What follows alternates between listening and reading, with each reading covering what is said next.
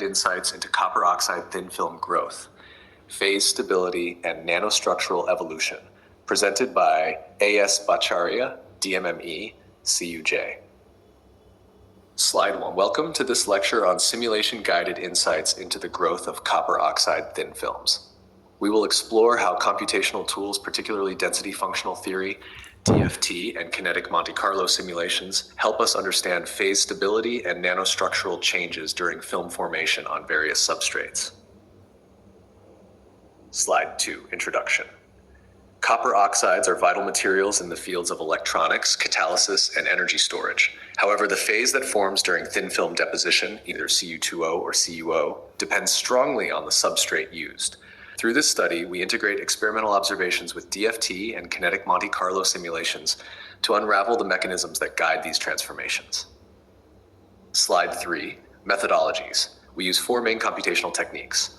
1. DFT to calculate energetics of various phases and interfaces. 2. Kinetic Monte Carlo, KMC, to model atomic diffusion and thin film growth dynamics. 3. Debye-Scherrer formula for estimating crystallite sizes from XRD data. 4. Piece-beam simulation to mimic and visualize surface morphology evolution. Slide 4 to 6, XRD and energetics. X-ray diffraction reveals that on Si-111, CuO is the dominant phase with peaks at 30.8 degrees and 42.2 degrees. On glass and quartz, CuO is more prevalent, showing a prominent peak around 35.5 degrees. DFT results explain this. Cu2O is favored on Si due to the formation of an intermediate silicide phase, Cu3Sci.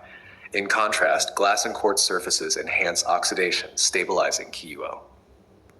Slides 7 to 8, crystallite size and PEAM. We observe Cu2O nanocrystallites are about 3.8 to 3.9 nanometers on Si-111. CuO crystallites range from 0.8 to 5.2 nanometers on quartz and glass. Simulated PEAM images show discrete Cu islands indicating Vollmer-Weber growth, where 3D islands form due to strong adatom-adatom interactions compared to adatom surface interactions. Slide 9, diffusion simulation. Simulated diffusion coefficients follow Arrhenius behavior.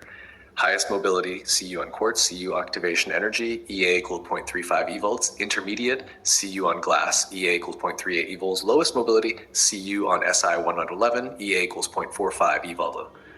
These differences in surface mobility explain the substrate-dependent phase selectivity during growth.